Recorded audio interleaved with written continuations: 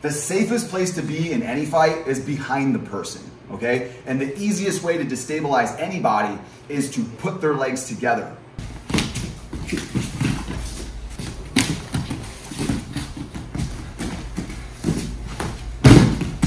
If you're watching this video, you probably have seen videos of this Tom Haviland. Have you ever heard of Tom Haviland? No. Okay. This is one of the strongest men you'll ever see, and almost nobody knows who he is or what he even looks like. The dude is absolutely peeled. One of the most ridiculous specimen of man I've ever seen. He's something like 6 feet, 7 inches tall, maybe even taller.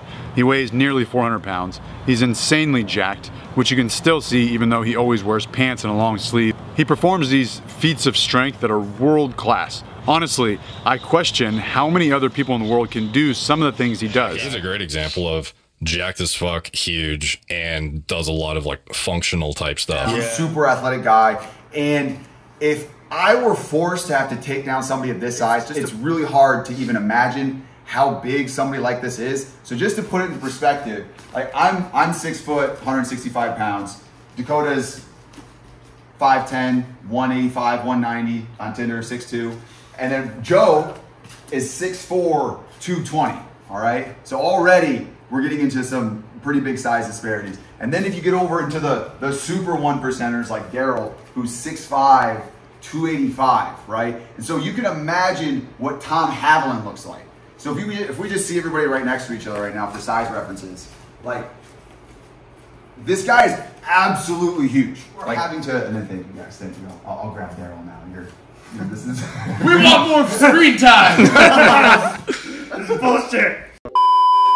If I were forced to take Tom Haviland down, right? So of course, if someone that big is in a confrontation with me, the very best thing to do is run. But guys, the guy's really fast too. So if I absolutely had to take Tom Haviland down, what are my options? These are the things that I imagine when you're obsessed with takedowns. Immediately tying up with him, he's so insanely strong. Hand fighting hand to hand is gonna be really, really tough. And now you gotta imagine hand fighting with Tom Haviland, right? Someone who's gonna make Daryl look like Joe, right? It's a massive, massive size disparity. I'm not gonna be able to double leg. I'm not even gonna be able to rush in and do my trusty snatch single and try to rip him to the ground. He's just so strong and stable that I really only have one option. Yeah, I know I'm interrupting your content, but for good reason. I have a gift for you in the pinned comment below. It's a free takedown mini course where I give you 2 highly effective takedowns you can start implementing and hitting today, and a specific way to drill that'll actually allow you to learn and implement these techniques quicker, and you can actually apply that drilling technique to any jiu-jitsu technique that you know or any other takedown technique you know to help you learn it and then apply it faster when it comes to going live.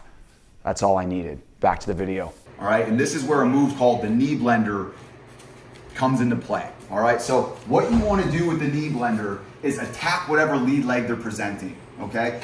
The safest place to be in any fight is behind the person, okay? And the easiest way to destabilize anybody is to put their legs together, okay? So if we think about this, like, I can't get behind him by hand fighting him, right? As soon as we tie up, he's gonna throw me around, all right? Doesn't matter what technique I have. You're wrestling a silverback gorilla.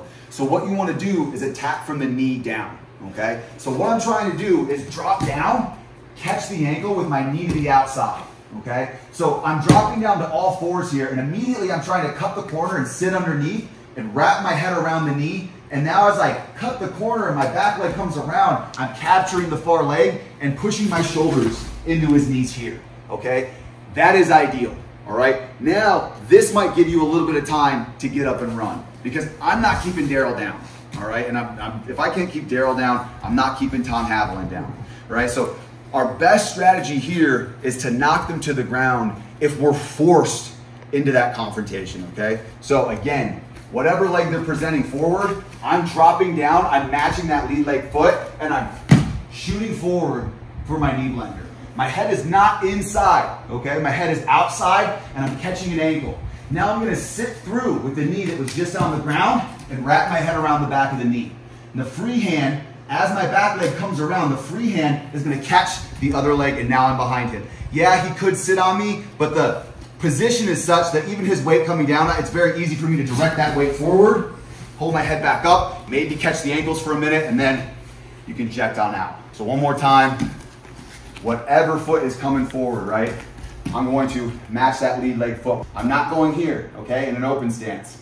I'm gonna match the same side foot, and I'm stepping to the outside, hooking the ankle here, because guys, this is a sprint to the back, all right? I'm trying to get around and behind him and attack him where he is as weak as possible. As far away from his hips as possible. The further we get from the hips, the weaker they get, okay? So I'm catching the ankle, sitting through, and now, as my back leg steps, catch the far leg, drive my shoulders in, pull back, and eject. Now, if it's somebody who's closer to your same size, yeah, you can choose to engage on top and try to keep them down, but again, we're talking about Tom Haviland here, okay? We do not have many tools in the belt against somebody who is that big. So the further we get from the hips, right, this is a jiu-jitsu mainstay, is that we want to isolate limbs and extend them as far away from the body as we can. That's what an arm bar is, right? One last time, you're not gonna be hand fighting Tom Haviland, all right? You're not gonna be snatching, even snatching a single leg on Daryl, right, is very, very tough to do, directing his weight, and Tom Haviland has a good 120, at least 100 pounds on Daryl and a couple inches in height, okay? So getting around behind an opponent is always our prerogative. It's always our number one on these super, super big guys, and hitting a knee blender really is our only option.